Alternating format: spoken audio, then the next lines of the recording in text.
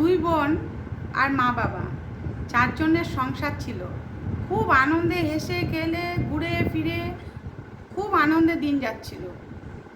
আর হঠাৎ করে মেয়েরা বড় হয়ে গেল, পড়াশোনা করতে করতে বড় হয়ে যাওয়ার পরে যেহেতু বাবার সেরকম ভালো ইনকাম ছিল না, রোজগার ছিল না, তখন বাবা বড় মেয়েকে বিয়ে দিল একটা ভালো ছেলের সঙ্গে, চাকুরিরতা ছেলে, ভালো ছেলের সঙ্গে বিয়ে দিল, যাতে মেয়ের অভাব না হয়। বাপের বাড়ি কষ্ট করে গেছে, হাসি খাওয়া কষ্ট ছিল, অর্থের অভাব ছিল, কিন্তু খুব আনন্দ ছিল সংসারে। সেরকম পরিবার থেকে একটা চাকরিওয়ালা ঘরে ছেলের সঙ্গে বিয়ে হয়েছে। মেয়েরা খুবই ভালো ছিল, মেয়েও বেশ স্বামীকে মানিয়ে নিয়ে সংসার শুরু করলো। সংসার, বাপের বাড়ি যাওয়া আসা, তারাও মেয়ের বাড়ি যাওয়া আসা, এরম করে করে জামাইও খুব ভালো হয়েছে, ভীষণ ভালো ব্যবহার। আর চাকরি করে বলে কথা, জামাইয়ের তো যেরকম হাত বড় সেরকম খরচাপাতিও করে শ্বশুরবাড়ি গিয়ে, এবং বউকেও ভালোবাসে, শালিকেও নানা রকম জিনিস দেয়, শ্বশুর শাশুড়িকেও দেয়। তো বেশ 2-1 বছর পরে বড় মেয়ের যখন প্রেগনেন্ট হয়, তখন মেয়েও বাপের বাড়ি গিয়ে কিছুদিন থাকতো, আবার তার মা বাবা বোন এসেও দিদির কাছে এসে থাকতো, মা বাবা এসে মেয়ের কাছে থাকতো, কেননা মেয়ে একা পেরে উঠতো না, যে আমায় কাজে টাজে যেত। তা এরকম যাওয়া আসা করতে করতে শালির সঙ্গে জামাইবাবুর একটা সম্পর্ক হয়।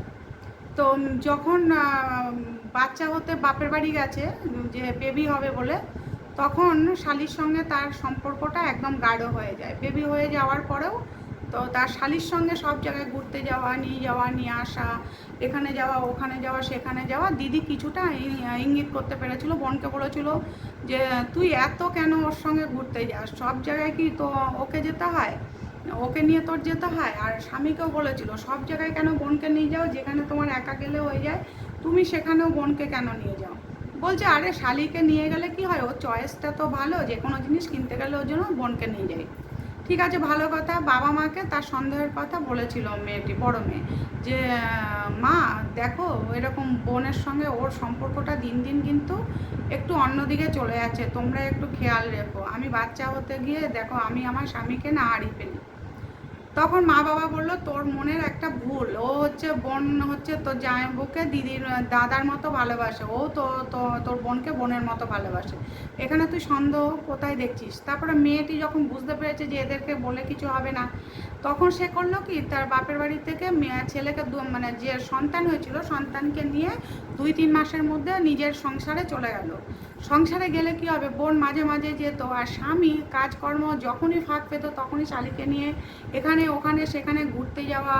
তখন সে বলল যে তুমি আমার বোনকে নিয়ে এত কেন ঢলাঢলি করছো, এত ঘোরাঘুরি করছো, তুমি কি চাইছো, আমার কিন্তু এগুলো ভালো লাগে না, তুমি আমাকে সময় দিচ্ছ না, বাচ্চাটাকে সময় দিচ্ছ না, বাচ্চাটা দুধ লাগবে, এই লাগবে সেই লাগবে, সংসারে কোনো জিনিস আনছো না, তাহলে সংসারটা চলবে কী করে। তুমি দেখি আজকাল আমার বোনটাকে নিয়ে বেশি সময় দিচ্ছ, সব কি পয়সা ওখানেই খরচা করে দিচ্ছ। বলছে হ্যাঁ আমি তোমার বোনকে ভালোবাসি আর আমি ওকে বিয়ে করতে চাই, তুমি এখানে থাকতে পারো কিন্তু কাজের লোকের মতো থাকবে, তোমার সন্তান এবং তোমার আমি শুধু খাওয়া খরচা দিতে পারি, আর কিছু করতে পারবো না।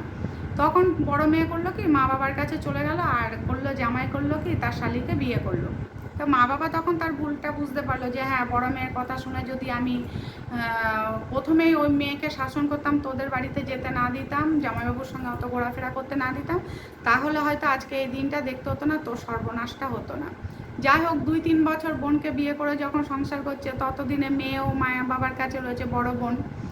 2-3 বছর পরে সেই ছোটো বোনও গেছে, বাড়িতে চলে গেছে। বাড়িতে যাওয়ার পরে বলছে দিদি তুই আমাকে ক্ষমা করে দে, আমি বুঝতে পারিনি যে ও একটা মেয়েকে নিয়ে বেশি দিন থাকতে পারে না, ও তোর সঙ্গে তোকেও ঠকিয়েছে আমাকেও ঠকিয়েছে, আসলে আমি তো তোর সংসার নষ্ট করেছি, তাহলে আমি কি করে ভালো থাকবো বল।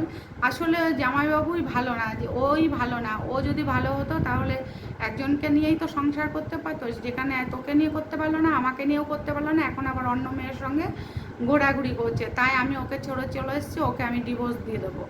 তখন মা বাবা বললো নিজেরা নিজেদের ভুল যখন বুঝতে পেরেছো, চলে যখন এসেছো, তাহলে এক কাজ করো, তোমরা আবার পড়াশোনা করো, দাদুভাইকে আমরা দেখাশোনা করব, আমরা মানুষ করব, তোমরা পড়াশোনা করো, নিজের পায়ে দাঁড়াও, কেননা বিয়েটাই সবথেকে বড় কথা নয়, নিজেরা নিজেদের পায়ে দাঁড়িয়ে তারপরে নিজেরা যদি মনে করো পরে বিয়ে করবে তখন বিয়ে করবে। আমাদেরই ভুল হয়েছিল তোমাদের এত তাড়াতাড়ি একটা ভালো মানে খোঁজ খবর না নিয়ে ওই রকম বড় মেয়েকে বিয়ে দিয়ে দেওয়া। আর তুমি যে লোভে গিয়েছিলে দিদির সংসার ভেঙে, তার পাপ তো আছে, সেই পাপের ফল তোমাকে এখন ভুগতে হচ্ছে। তখন মা বাবার কাছে, দিদির কাছে ক্ষমা চেয়ে ছোট মেয়ে বলল, আমি নিজের পায়ে দাঁড়াতে চাই এবং আমি আমার দিদির সঙ্গে একসঙ্গে আমরা উঠে বসে চলতে চাই, আমরা সবাই আবার আগের মতো আনন্দ করে চলতে চাই। তারপরে তাই হলো, তারা নিজের পায়ে দাঁড়ালো এবং বাচ্চাটিকে মা বাবা মানুষ করতে শুরু করলো।